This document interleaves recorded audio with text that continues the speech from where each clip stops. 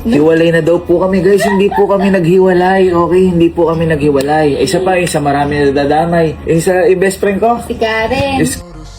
Ma'am Elma naglabas ng emosyonal na pahayag sa pagtatapos ng 7 taong relasyon nila ni Sir Gavin. Sa gitna ng mga usap-usapan at sari-saring espekulasyon sa social media, tuluyan nang binasag ni Ma'am Elma ang kanyang katahimikan at naglabas ng isang emosyonal na mensahe tungkol sa paghihiwalay nila ni Sir Gavin o Gavin matapos ang 7 taong pagsasama. Sa kanyang pahayag, inamin ni Ma'am Elma na matagal nilang sinubukang iligtas ang kanilang relasyon. Ayon sa kanya, bagamat madalas silang nakikitang masaya sa harap ng kamera, mayroon din silang mga personal na problema at pagsubok na sila lamang ang tunay na nakaalam. Iginiit niya na hindi nila basta isinuko ang kanilang relasyon at nilaban nila ito hanggang sa pinakahuli. Nilinaw rin ni Ma'am Elma na hindi kailanman naging palabas o for the views lamang ang kanilang relasyon. Anya, totoo ang pagmamahalan nila ni Gavin at maraming masasayang alaala at tagumpay ang kanilang pinagsaluhan.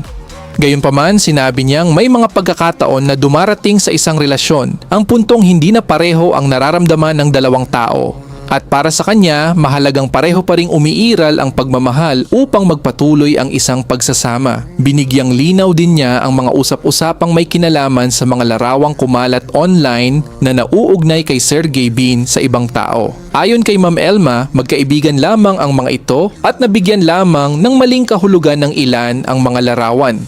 Dagdag pa niya, alam niya ang lahat ng nangyari dahil ipinaaalam umano ni Gavin sa kanya ang mga bagay na ito. Dahil dito, nakiusap siya sa publiko na huwag basta humusga at magpakalat ng mga hindi kumpirmadong impormasyon. Ibinahagi rin ni Ma'am Elma na hindi naging madali ang kanilang naging desisyon at pareho nilang pinagkasunduan ang paghihiwalay. Aniya, matagal na nilang sinubukan ang lahat upang maisalba ang kanilang relasyon. Ngunit dumating ang panahong kinailangan nilang tanggapin ang katotohanan. Sinabi rin niyang masakit ang kanilang pinagdadaanan hindi lamang para sa kanilang dalawa kundi maging para sa kani-kanilang mga pamilya. Nagpasalamat din siya sa kanilang mga taga-suporta, partikular sa kanilang fandom na Elga dahil sa pagbibigay sa kanila ng sapat na panahon upang maproseso ang kanilang nararamdaman. Aminado si Ma'am Elma na labis silang nasasaktan sa tuwing nakikita nilang nasasaktan din ang kanilang mga tagahanga, ngunit naniniwala siyang hindi magiging makatarungan kung magpapanggap silang pareho pa rin ang lahat kung hindi na ito ang katotohanan. Sa isang taos-pusong mensahe para kay Gavin, binalikan ni Ma'am Elma ang 7 taong kanilang pinagsamahan.